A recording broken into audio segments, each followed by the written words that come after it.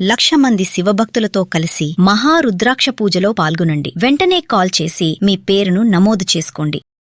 నమస్తే, welcome back to Suman TV. Present మనతో పాటు ఉన్నారు ఎక్స్ పోలీస్ ఆఫీసర్ రెడ్డన్న గారు. నమస్తే సార్. నమస్కారం అండి. సార్, ఏపీ కృష్ణలంకకు చెందిన రౌడీ షీటర్ అనొచ్చో లేదో మరి, rowdy sheeter Sai Krishna lockup death case ఇప్పుడు సంచలనంగా మారింది. ఏంటి సార్, మరి కొట్టారంటున్నారు, పోలీసులు చంపేశారని చెప్పి ఫ్యామిలీ కూడా ఆరోపిస్తుంది. బాగా కొట్టారు, 3rd డిగ్రీ కూడా ఉపయోగించారు అని చెప్పి కూడా ఫ్యామిలీ ఆరోపిస్తుంది. ఒకసారి మిమ్మల్ని అడిగితే sir. Sai Krishna young boy అంటే 26 ఇయర్స్ ఏమో. ఇతను మీద రౌడీ షీటర్ 2 పోలీస్ స్టేషన్లలో ఉంది. ఇతనికి కృష్ణలంక ఒకటి, ఇంకో పోలీస్ స్టేషన్లో రౌడీ షీటర్లు ఉన్నాయి. ఇతను 13వ సంవత్సరం నుంచే కేసెస్లో ఇన్వాల్వ్ అయినాడు. ఫస్ట్ ఎఫ్ఐఆర్ అతని పైన 13 సంవత్సరాల వయసులో అయింది. ఈ 12 ఏళ్లలో 23 ఎఫ్ఐఆర్లు కట్టారు అతని పైన. అతను ఒక యంగ్ అమ్మాయి, 10th క్లాస్ చదివే అమ్మాయిని కిడ్నాప్ చేసినాడు, ఆ తర్వాత రేప్ చేసినాడు, తర్వాత తన ఫ్రెండ్స్ను తీసుకొచ్చి హోటల్లో అమ్మాయితో పైన రేప్ చేయించినాడు. కేసులున్నాయి, ఎఫ్ఐఆర్ పెండింగ్ ఉంది. ఆ బాధ భరించలేక అది చూసి ఆ అమ్మాయి తండ్రి ఎవరైతే ఉన్నారో అతను ఆత్మహత్య కూడా చేసుకున్నాడు. ఇది కాకుండా ఇతని పైన కిడ్నాప్ కేసులు, రేప్ కేసులు కాకుండా డెకాయిటీ కేసులు ఉంది, రాబరీ కేసు ఉంది, అదేవిధంగా అబ్డక్షన్ కేసు ఉంది, అదేవిధంగా మనీ డెకాయిటీ చేసినాడు అని ఉంది, ల్యాండ్ కేసెస్లో ఇన్వాల్వ్ అయినాడు అని ఉంది. ఇంకా నానా రకాలైన కేసులు ఉన్నాయి ఇతని పైన. 302 మర్డర్ కేసు ఉంది, అటెంప్ట్ మర్డర్ కేసు ఉంది. ఇట్లా 23 ఈ 12 ఏళ్లలో 23 ఎఫ్ఐఆర్లు ఇతని పైన ఉన్నాయి. సో ఇతని పైన 2 పోలీస్ స్టేషన్లో నాన్ బెయిలబుల్ వారెంట్స్ ఉన్నాయి. 3 కేసుల్లో ఇతనికి ఆల్రెడీ జైలు శిక్ష వచ్చింది. ఇంకా ట్రయల్ ఉన్నాయి కేసుల్లో. ఈయన కోర్టుకు అటెండ్ కావటంలా. కోర్టుకు అటెండ్ కాకుండా బయట ఎక్కడో తిరుగుతున్నాడు. వేరే డిస్టిక్లకి వెళ్ళిపోయి అక్కడ పెట్టుకున్నాడు. కృష్ణా, గుంటూరు జిల్లాల్లో ఎక్కడా లేడు.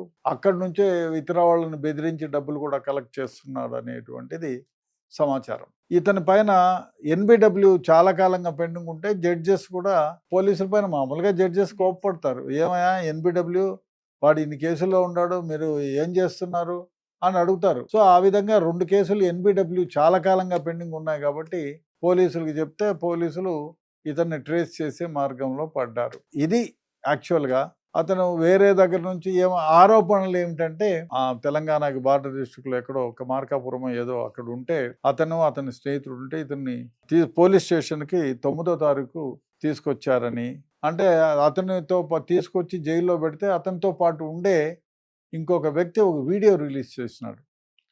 తను తీసుకొచ్చారు, నాతో పాటు జైల్లోనే ఉన్నాడు, తర్వాత నన్ను వదిలేసినారు అని వీడియో ఒకటి రిలీజ్ చేసినాడు.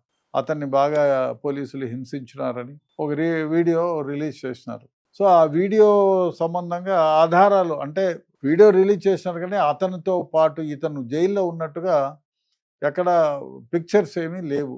సో ఆ విధంగా ఇతన్ని పోలీసులు ఇంట్రాగేట్ చేసినారు. ఎన్బిడబ్ల్యూ పెండింగ్ ఉంటే, జనరల్గా ఎన్బిడబ్ల్యూ పెండింగ్ ఉంటే 2వ రోజు వారికి ఇంకా మిగతా కేసుల్లో ఎక్కడైనా వాంటెడ్ ఉంటే అన్నీ లిస్ట్ అవుట్ చేసి పోలీస్ స్టేషన్లో ఒక రిమాండ్ రిపోర్ట్ రాసి ఈ 2 కేసుల్లో ఎన్బిడబ్ల్యూ ఉంది, మిగతా 3 కేసుల్లో హీఈస్ వాంటెడ్ అక్యూజ్డ్, 5 కేసుల్లో వాంటెడ్ అక్యూజ్డ్ అని అతన్ని కోర్టు ముందు ప్రవేశపెడతారు. కానీ ఇక్కడ ప్రవేశపెట్టకుండా అతన్ని 3rd డిగ్రీ ఉపయోగించి చేస్తే అతను చనిపోయాడు అనేటువంటిది ఒక అభియోగం. చనిపోయినాడు, ఎక్కడా లేడు. ఇప్పుడు ఆ చనిపోయిన శవాన్ని పోలీసులు మాయం చేశారు అనేది ప్రచారంలో ఉంది. నిజాలు డెఫినెట్గా ఇన్వెస్టిగేషన్లో బయటకు వస్తాయి. దీనిపైన ఆల్రెడీ అదే పోలీస్ స్టేషన్లో మర్డర్ కేసు ఎఫ్ఐఆర్ కట్టారు. ఒక ఏసీపీ స్థాయి అధికారికి ఇన్వెస్టిగేషన్కి ఇచ్చారు.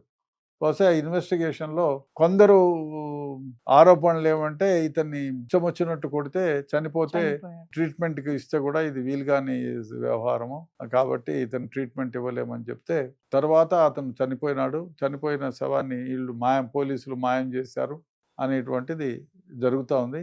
బహుశా ఈ ఎఫ్ఐఆర్ కట్టినారు, ఆ ఎస్ఐ ఇన్స్పెక్టర్ని అరెస్ట్ కూడా చేసినట్టుంది. సో ఇప్పుడు ఇన్వెస్టిగేషన్ చేసే అధికారి ఎప్పుడు తీసుకొచ్చారు, ఎక్కడి నుంచి తీసుకొచ్చారు అనే దాని మీద క్షుణ్ణంగా ఎంక్వైరీ చేసి దానిపైన ఏమైనా ఆధారాలు ఏమైనా ఉంటే సేకరించి తర్వాత పోలీసుల పైన ఛార్జ్ షీట్ వేస్తారు. అంటే సార్ మీ అనాలిసిస్ లో మీరు ఏమనుకుంటున్నారు సార్? లాకప్ డెత్ అంటారా లేకపోతే మర్డర్ అనుకోవచ్చా? అంటే ఇప్పుడు చెప్పలేము, ఇన్వెస్టిగేషన్లో లాకప్ డెత్ అయినా మర్డర్ అయినా ఒకటే. ఎందుకంటే లాకప్లో చనిపోతే లాకప్ డెత్ అంటారు, బయట ఇప్పుడు కొట్టిన దెబ్బలకి బయట ఎక్కడో చనిపోయినాడు అనుకో, అది పోలీసులు చేసిన హత్య అంటారు. అంటారు. చాలా కేసుల్లో 1-2 కేసుల్లో మనం చూసాం. ఎక్కడ ఐ థింక్ చిత్తూరులో అనుకుంటా, చిత్తూరులోనో మదనపల్లి ఎక్కడో జరిగింది కేసు. ఆ పోలీసులు ఎవరినో ఆ గొడవ కేసుల్లో తీసుకొస్తే అతను ఒక లేడీని అప్డేట్ చేసినారు, అదే ఏదో ఆడవాళ్ళతో మిస్బిహేవ్ చేసినాడు. అంతకుముందు కూడా అతని పైన ఏదో రేప్ కేసు ఏదో ఉంటే అతన్ని పోలీస్ స్టేషన్కి తీసుకొచ్చి 2 దెబ్బలు వేసి మళ్ళీ ఎవరో షూరిటీ ఇస్తే ఇంటికి పంపించేసినారు. ఆ రోజు రాత్రి అతను చనిపోయినాడు. చనిపోతే అభియోగం చేయడం ఏమిటంటే పోలీసులు కొట్టిన దెబ్బలకే రాత్రి చనిపోయాడని. అయినా కూడా దానిపైన ఎఫ్ఐఆర్ కట్టినారు 302 కిందని. పోస్ట్ మార్టంలో ఏదొస్తే దాని ప్రకారం ఛార్జ్ షీట్ వేస్తారు. ఇతను కూడా ఒకవేళ పోలీసులు కొట్టి చంపి ఉంటే డెఫినెట్గా పోలీసుల పైన 302 ఆల్రెడీ ఎఫ్ఐఆర్ కట్టినారు, ఇన్వెస్టిగేషన్ చేస్తారు, డెడ్ బాడీ ఎక్కడుందో చూస్తారు, డెడ్ బాడీని బూట్ చేసి ఉంటే ఎగ్జూమినేట్ చేస్తారు. చాలా కేసుల్లో ఈ విధంగా ఎగ్జూమినేట్ చేసి ఆ తర్వాత దెబ్బలు ఎక్కడెక్కడ ఉన్నాయి, ఏమేమి ఎవరెవరు కొట్టినారు, దానికి సీసీ ఫుటేజ్లు ఉంటే అవన్నీ తీసి ఆ పోలీసుల పైన ఛార్జ్ షీట్ వేస్తారు. మొన్న తమిళనాడులో ఒక కేసులో 9 మందికి ఉరిశిక్ష వేశారు.